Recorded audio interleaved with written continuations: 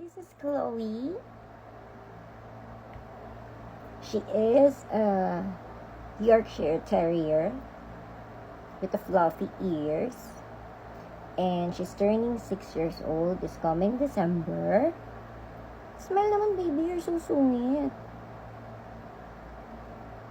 Smile. Wink. And look at her. She's so fluffy. She's our only princess among our fur siblings, or our fur babies, I mean. We have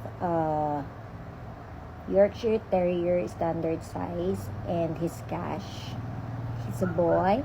And we also have a mixed breed Shih Tzu and Maltese. But of course, this is my favorite baby. Smile for the camera, baby. Smile.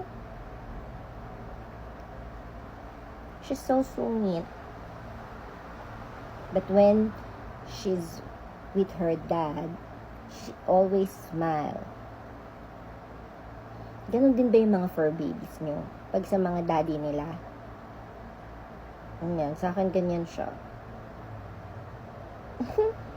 Sungit. So, next time, ipapakita ko naman yung mga iba kong doggies.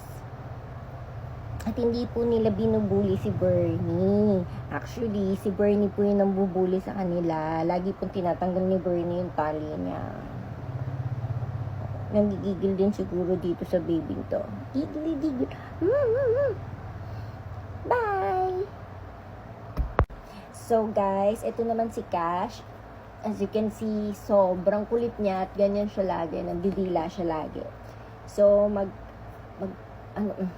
Cash. Magpa 5 years old na siya next year, January. So, napaka-sweet nito ni Cash. Pero ganito lang siya talaga. Mahilig siyang mandila. Diba?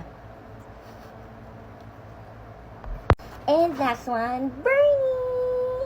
Bernie, show! Bernie is a mixed breed of Shih Tzu and Maltese. Among his sibling, siya lang yung maliit. The rest, nakuha nila yung Maltese side ng mommy nila. Matangkad. Ito si Bernie, ganyan lang siya. Yan. 4 months puppy pa lang siya. Ito po yung sutil. Ito po yung sutil. Sutil. So cute. Tadang! Diba?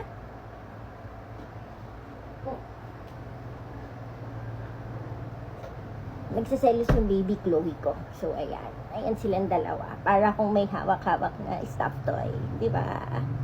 Cute! Cute!